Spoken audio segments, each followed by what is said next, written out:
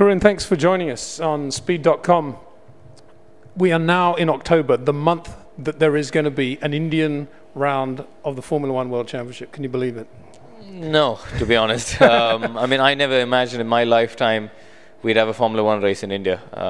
It's incredible. I mean, especially that it's a private group of people who've done it. You know, it's hugely ambitious for any. I mean, as you know, to host an F1 race isn't cheap and it's not easy.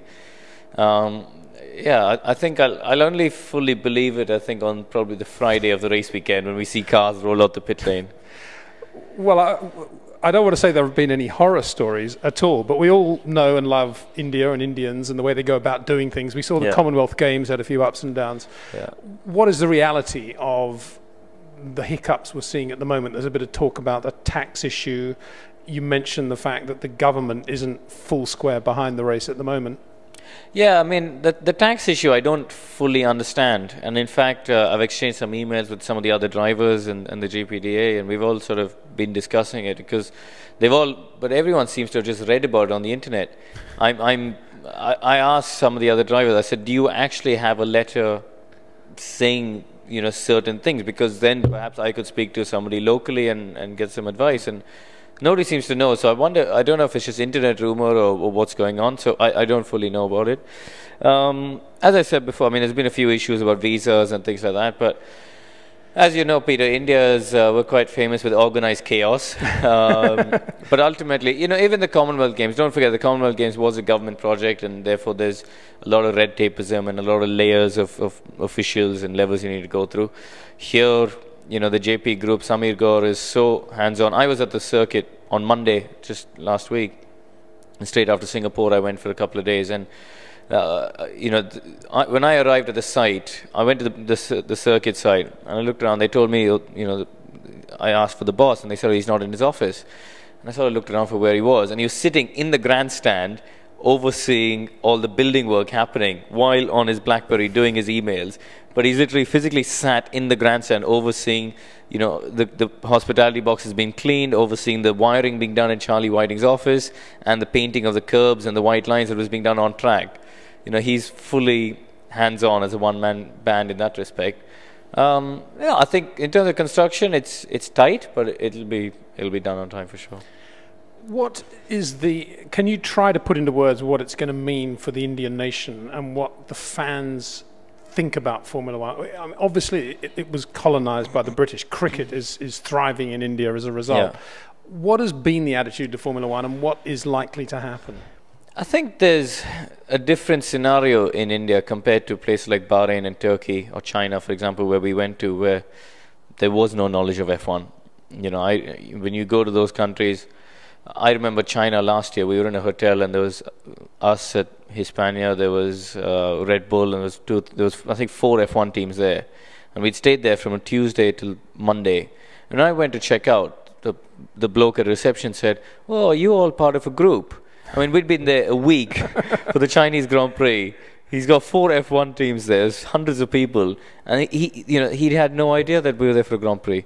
Whereas in India, there's a massive amount of hype already. I mean, the press are fully behind it. I'm really glad to see that they've been behind the race and supporting it. And therefore, when the press report about it, the public read about it, and they see it on TV. So I think we've got a ready-made fan base. You know, you look at the TV figures, and I was talking to somebody at Star Sports, who's the broadcaster, the other day, and they say since 1999, till now, if you take the last 12 years, it's gone up 71% in India.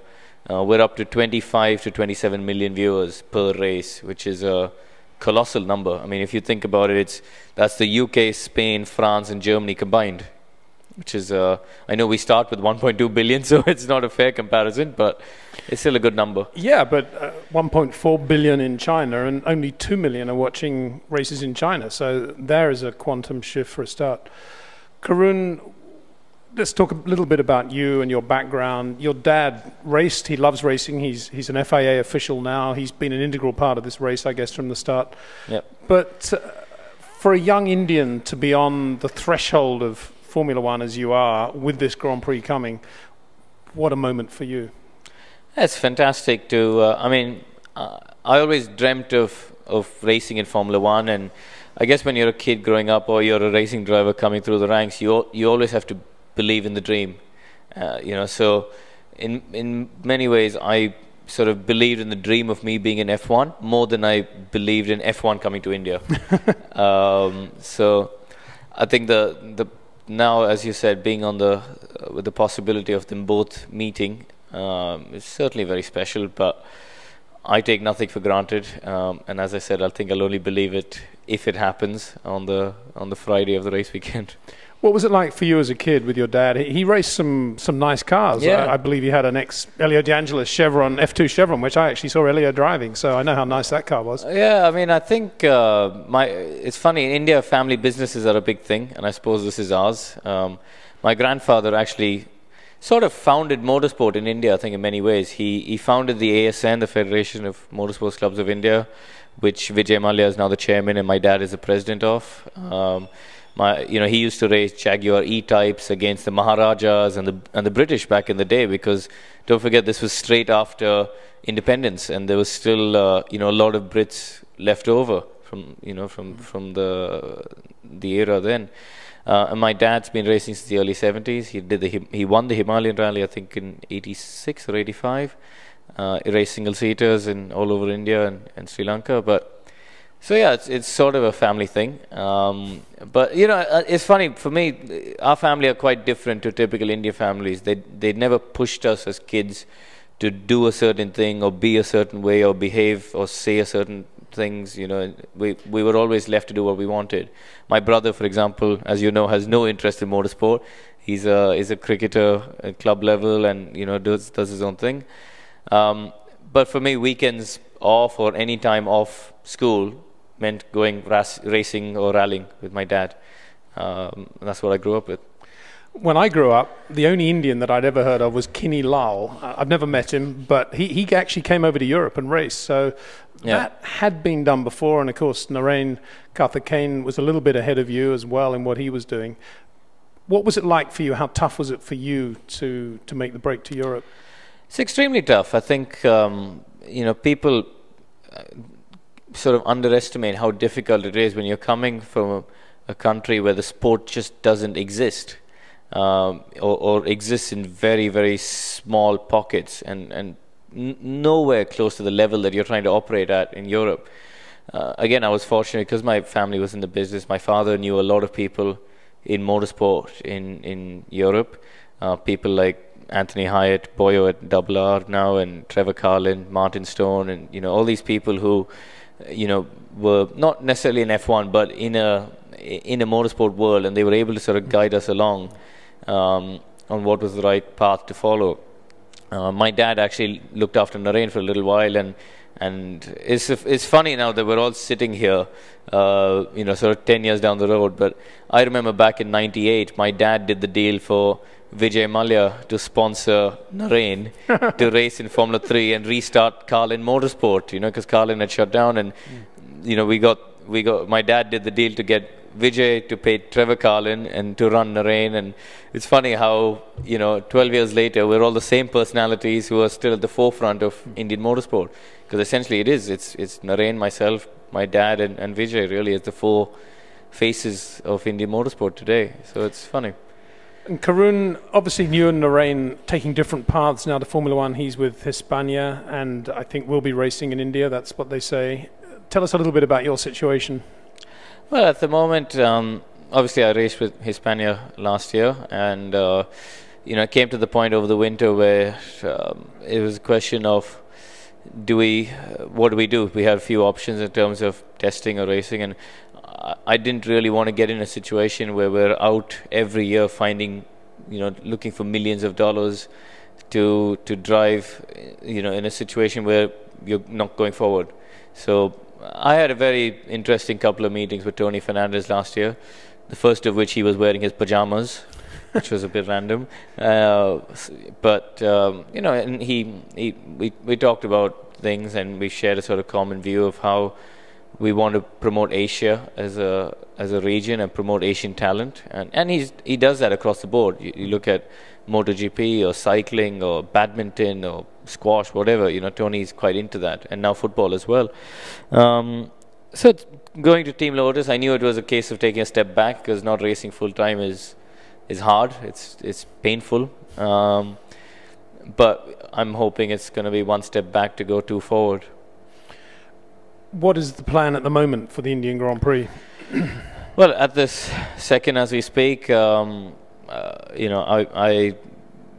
no confirmation of what's going on. I think Tony's said it on a few occasions how he would dearly love to see me race in India. I think even today's papers I read something about it. He's done an interview somewhere in the papers in India, and he's told me as well. But at the end of the day, I don't want to be in a situation where I'm forced upon a team of people just because the boss wants me there. I want to be in a team where they want me there, and therefore you earn their respect, and they're happy to work with you. And that's why it's been really good to do the Friday sessions, and I got to do a race in Germany, and that was a lot to do with earning internal respect amongst the team. And I think they were quite pleased with the job I did to get straight in it, never driving the car on slick tires and on the Pirellis before, never doing any pre-season testing. The first time I drove in the dry was on Friday free practice, and so it was a tough weekend. I started off 2.5 seconds away from Heikki, and because there's a lot of strange things, the brake material was different, and I flat spotted I think 6 sets of tires on Friday, or 5 sets of tires on Friday, and so there was a lot to change and to learn over the weekend. And I think I did a reasonable job. Team seemed happy. The simulator program I've been doing has been pretty good, and again, it's all been good to earn internal respect. So we'll see if that's enough. And where did you, in your own mind, tyre for tyre, fuel level for fuel level, where did you end up relative to Heikki in Germany in lap time? I think in qualifying I was 8/10 away, but it would have been nice to have had another run on option tyres really in free practice. Matching my 2 laps together, I had 4/10 in one and 4/10 in the other because there was a few things. So it's just one of those things. So I think Tony said to me before qualifying, he said, if you get within a second of Heikki under the circumstances, I'll be really pleased with that. And I got 8/10, so I think he was quite pleased. Certainly in Europe, Karun, we look at India and we see the cricket going on, and we see a massive amount of money coming into sports sponsorship, more than perhaps we've ever seen before, certainly in India, in terms of that sector. How long before that happens in Formula One? How long before the floodgates open? Indeed, will they open? I think there's already a growing amount of interest, but I think there's 2 things. One is people always in India, they want to see how the first year goes a little bit. So they sort of hold back a little bit just to make sure that the first race happens and all goes. But I think as we go closer and closer to the date, there's so much sponsorship activation happening in India. It's unbelievable. I think Lewis and McLaren were there doing I think they're doing 4 road shows in total. Red Bull have just done 2, I think. Every team is doing a massive amount of sponsorship activation out there, and therefore that's generating interest amongst local sponsors, saying, look, because there does need to be an education process of how a sponsor can leverage motorsport. How can they truly get brand value out of it? It's not just a sticker on the car. Those days are gone. Today it's about business to business. It's about really trying to maximize anything you get out of it. And we're seeing more Indian companies involved in F1. You see there's one that's just done a deal with Sauber, Amul. You see, I think Virgin Racing have a deal with an IT company. Tata obviously involved. JK Tyres are involved with myself, and with Narain they've got Speed. So there's a number of companies that are getting interested, and I think it's I don't think it's going to be to the same level as cricket in my lifetime. I think cricket will never be overtaken in India, but I think that there is potential. Very good luck for the race, but more importantly, very good luck for 2012 in getting the regular race drive that you deserve. Thank you very much. Thanks very much, Karun. Thanks.